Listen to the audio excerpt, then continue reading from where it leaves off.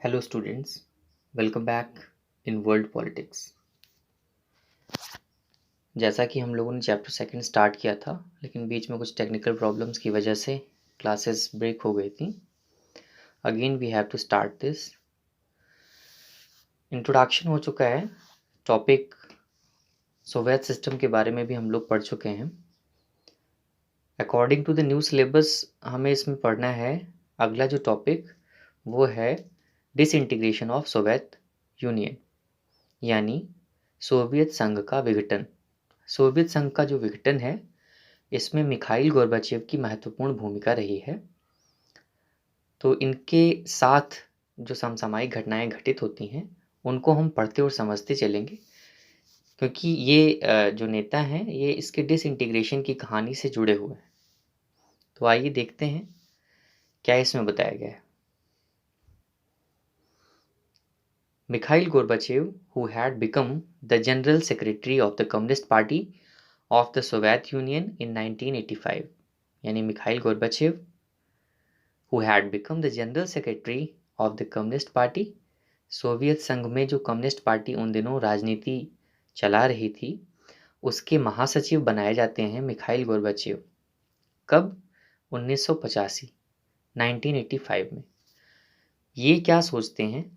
ये चाहते हैं कि जो सोवियत यूनियन है उसमें जिन भी कमियों को पहले देखा गया है, जिनकी वजह से लोग परेशान रहे हैं, उनको रिफॉर्म यहाँ पर किया जाए, उनमें कुछ सुधार लाया जाए, ताकि इसका जो इंटीग्रेशन है वो और भी ज़्यादा स्ट्रॉन्ग हो। उसी के सिलसिले में यहाँ पर लिखा गया है, He sought to reform this system. Reforms were necessary to keep the USSR abreast of the information and the technological revolutions taking place in the West. इनके इस सुधार से इनको ये लगता था कि जो यूएसएसआर है वो एकता और अखंडता के सूत्र में बंधा रहेगा, और पश्चिम में हो रहे जो क्रांतिकारी परिवर्तन हैं, जो अपडेशंस हैं, जो सूचना और तकनीकी से संबंधित हैं, वहाँ पर जो अपडेशन हो रहा है उसके अकॉर्डिंगली यूएसएसआर भी अपने आप को प्रगति की राह पर ले जाएगा। However, the Gorbachev's decision to normalize the relations with the West and democratize and reform the Soviet Union had some other effects that neither he nor anyone else intended or anticipated. इसमें कहा गया कि जबकि Gorbachev का ऐसा जो निर्णय था कि पश्चिम के देशों के साथ यहाँ पर संबंधों को नॉर्मलाइज किया जाए, डेमोक्रेटाइज किया जाए, थोड़ा सा डेमोक्रेटिक जो सिस्टम ऑफ रिलेशंस हैं उस पर फोकस किया जाए, और उसके अकॉर्डिंगली रिफॉर्म्स किए जाएं सोवियत यूनियन में, हैड सम अदर इफेक्ट्स, इस पर कुछ इस तरीके से अन्य जो प्रभाव थे वो आ गए, दैट नीदर ही, जिसे ना तो इन्होंने मिखाइल गोर्बाचेव ने और ना ही किसी दूसरे ने पहले से जो है वो इंटेंड किया था। दैट मीन्स ये इन्होंने इंटेंशनली ऐसा नहीं किया था, इनको ये नहीं पता था कि ऐसा हमारे करने से होगा, लेकिन कुछ इस तरीके के परिवर्तन हुए जो अप्रत्याशित थे, जिसके बारे में इन्होंने नहीं सोचा था, और ना ही बाकी जो सोवियत यूनियन के जो नेता हैं, जो वहाँ के समाज के लोग हैं, उन्होंने सोचा था। कह रहा है कि the people in the east European countries which were part of the Soviet bloc started to protest against their own governments and the Soviet control. अब सिस्टम जब डेमोक्रेटिक सिस्टम जो है वो धीरे धीरे फैलने लगा, तो लोगों के अंदर जो डेमोक्रेसी की जो फीलिंग थी वो अराइज हुई, जिसकी वजह से क्या हुआ कि लोगों को स्वतंत्रता, जो आज़ादी है, इन सारी चीज़ों में थोड़ा सा इंटरेस्ट हो गया। सो दैट इज़ वाई हुआ क्या कि the people in the east European countries, पूर्वी यूरोप के जो देश थे, which were the part of Soviet bloc, जो पहले सोवियत ब्लॉक का भाग रहे हैं, इसे पहले आप लोगों ने पढ़ा है, started to protest against their own government, उन्होंने अपनी ही सरकारों के खिलाफ अब प्रदर्शन करना प्रारंभ कर दिया, एंड सोवियत कंट्रोल, और सोवियत कंट्रोल, जो सोवियत का जो कंट्रोल, जो नियंत्रण था उन पर, उसके भी अगेंस्ट जो है वो उन्होंने आवाज़ें उठाई। Unlike in the past, the Soviet union under Gorbachev did not intervene when the disturbances awkward and the communist regimes collapsed one after another. हुआ क्या? पहले क्या होता था कि जब इस तरीके की सरकार विरोधी आवाज़ें उठाई जाती थी, तो सोवियत यूनियन उन पर हावी होता था, या किसी भी तरीके से उनकी ऐसी समस्याओं का निदान करता था जिससे कि जो डिसइंटीग्रेशन की कंडीशंस हैं वो क्रिएट ना हो। लेकिन अब की बार यहाँ पर ऐसा नहीं हुआ। Unlike the past, the Soviet Union under the Gorbachev did not intervene when the disturbances occurred. जब भी इस तरीके के disturbances जो है, disturbances in the sense कि वो देश जो है जब सरकार के खिलाफ बोलने लग गए तो कुछ डिस्टर्बेंसेस जो क्रिएट हुए उसमें किसी भी तरीके का हस्तक्षेप मिखाइल गोर्बाचेव ने नहीं किया और ना ही उनके अंडर में सोवियत यूनियन की जो सरकार थी उनमें से किसी ने जो है वो इसमें डिस्टर्बेंसेस किया। सो हुआ क्या कि धीरे धीरे कम्युनिस्ट रिजीम्स जो हैं, जो कम्युनिस्ट सत्ता की जो हम कह सकते हैं कि जो धुरी देश हैं, है ना, उसमें धीरे धीरे क्या होने लगा कि वो कोलैप्स होने लगे। अब वो कम्युनिस्ट नहीं रहे और धीरे धीरे उनमें जो है वो परिवर्तन होने लगा। आगे देखिए इसमें क्या कह रहा है, these developments were accompanied by rapidly escalating crisis within the USSR that hastened its disintegration। इस तरीके का जो एक इंडिपेंडेंट पॉलिटिकल सिस्टम डेवलप हुआ यूएसएसआर के आसपास के क्षेत्र में, या हम कह सकते हैं कि यूरोप के ईस्टर्न कंट्रीज को जो है वो लेकर के जो ग्रुप बना, वहाँ पर इस तरीके से जो सिस्टम डेवलप हुआ कि अब वो जो है वो अपने अकॉर्डिंगली डेवलप करेंगे, अपने अकॉर्डिंगली डिसीजन लेंगे। इसने धीरे धीरे ऐसी जो क्राइसिस थी, ऐसा जो संकट था यूएसएसआर के सामने डिसइंटीग्रेशन वाला, इसको और भी ज़्यादा फैला दिया। Gorbachev initiated the policies of the economic and the political reform and democratise with in the country.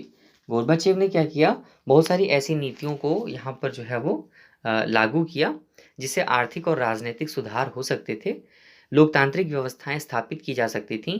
उन देशों को जो सरकार कम्युनिस्ट सरकार के खिलाफ जा रहे थे उनको भी उनसे फ़ायदा मिल सकता था। तो इस तरीके की जो चीज़ें वो मिखाइल गोर्बाचेव ने यहाँ पर लागू की।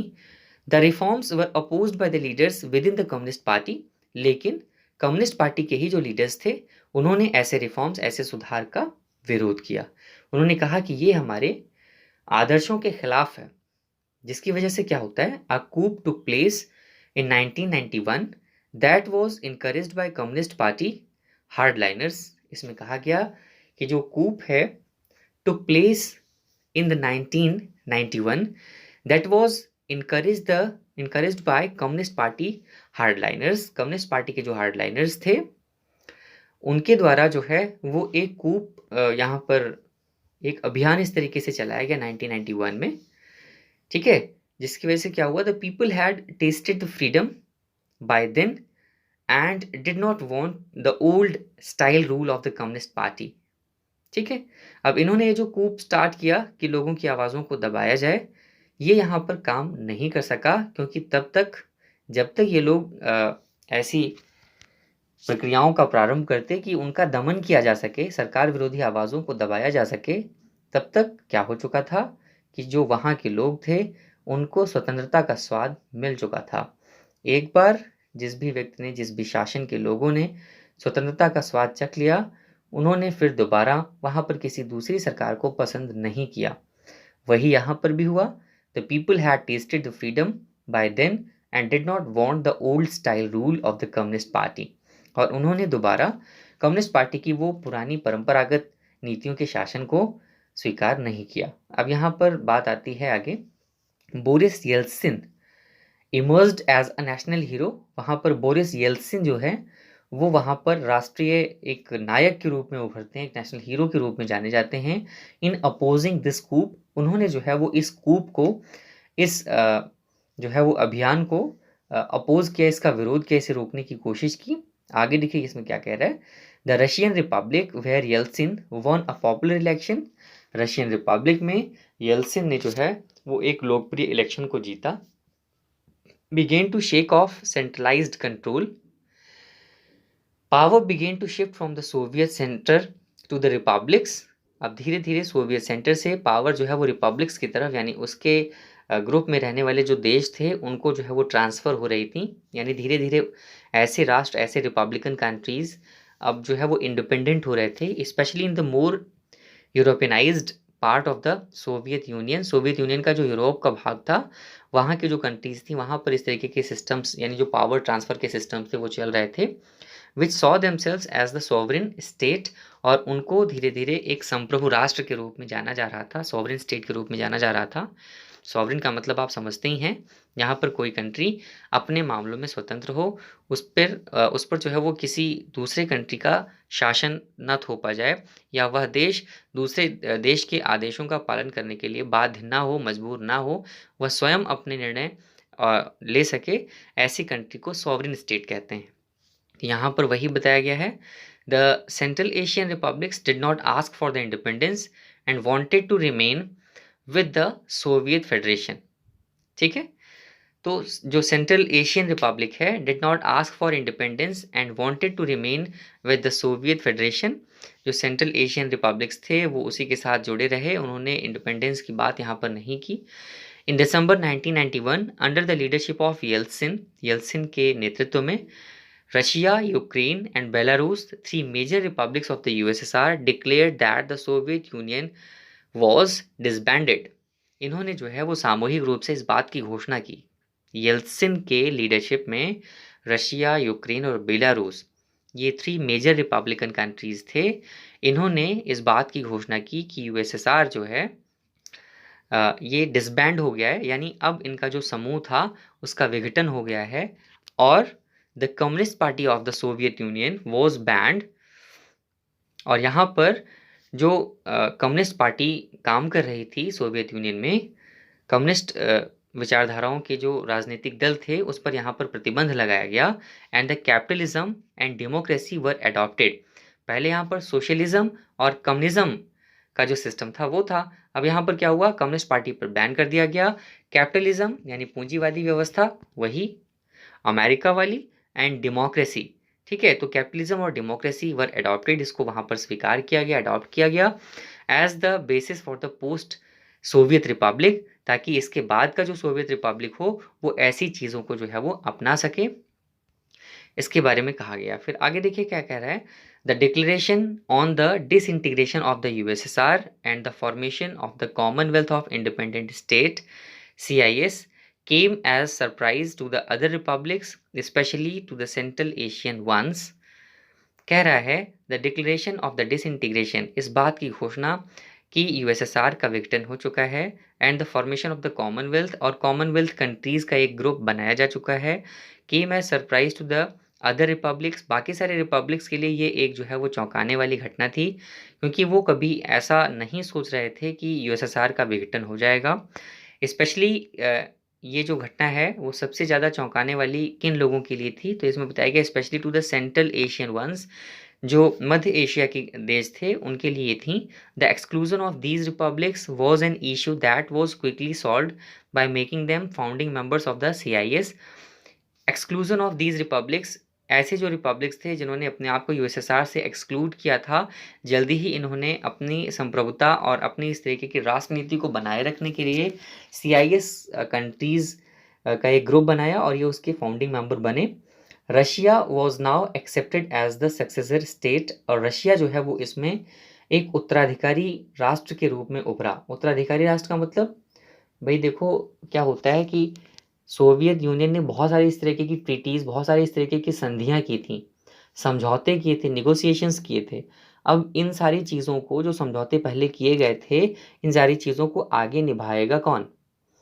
तो इस बात का प्रश्न यहाँ पर खड़ा होता है। तो ये कहा गया कि रशिया उन दिनों जो है एक सेंट्रल रोल के रूप में जो है वो देखा गया, रशिया एक मध्य भूमिका के रूप में देखा गया, रशिया सबसे इम्पोर्टेंट कंट्री हुआ करता था, यानी रशिया ही लीड कर रहा था उस यूनियन को।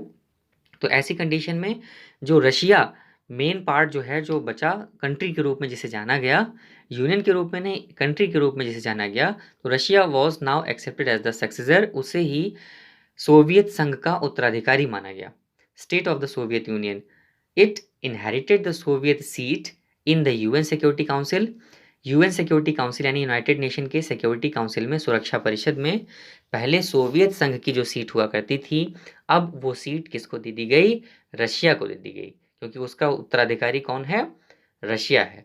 Russia accepted all the international treaties, Russia ने उन सारे जो अंतर्राष्ट्रीय समझौते हुए थे, जो कमिटमेंट्स किए गए थे सोवियत यूनियन के द्वारा, उन सभी को स्वीकार किया। It took over as only the nuclear state of the post Soviet space, ये माना गया कि अब पोस्ट सोवियत यानी सोवियत संघ के विघटन के बाद इस एरिया रीजन में सिर्फ रशिया ही ऐसा देश है जिसके पास अपने न्यूक्लियर वेपन्स हैं, यानी ये एक न्यूक्लियर संपन्न राष्ट्र है and carried out some nuclear disarmament measures with the US. विश्व की शांति की स्थापना के लिए यूनाइटेड स्टेट के साथ मिलकर के रशिया ने बहुत सारे इस तरीके के न्यूक्लियर डिसआर्मामेंट्स को जो है वो न्यूक्लियर डिसआर्मामेंट के मेजर्स को जो है वो अपनाया, यानी जो न्यूक्लियर हथियार हैं इनको जो है वो ख़त्म करने की कोशिश की यूएस के साथ मिलके। द ओल्ड सोवियत यूनियन, इस तरीके से यहाँ पर कहा जा सकता है कि जो ओल्ड सोवियत यूनियन था वॉज दस डेड एंड ब्यूरीड, अब वो यहाँ पर ख़त्म हो चुका था, यानी उसकी जो है वो मृत्यु हो चुकी थी एंड ब्यूरीड, और उसको दफन किया जा चुका था। तो इस तरीके से ये इसकी कहानी है, ये इसकी घटना है जिसके बारे में हम लोगों ने डिस्कस किया कि जो सोवियत यूनियन है बेटा वो कैसे डिसइंटीग्रेट हुआ। ठीक है, तो इस टॉपिक को आप लोग एक बार रिवाइज करिएगा, कोई प्रॉब्लम होती है तो क्वेश्चंस पूछिएगा। देन हम लोग डिस्कस करेंगे कि क्यों आखिर सोवियत यूनियन का विघटन हुआ, और भी ज़्यादा बारीकी से इस पर हम चर्चा करेंगे। Thank you.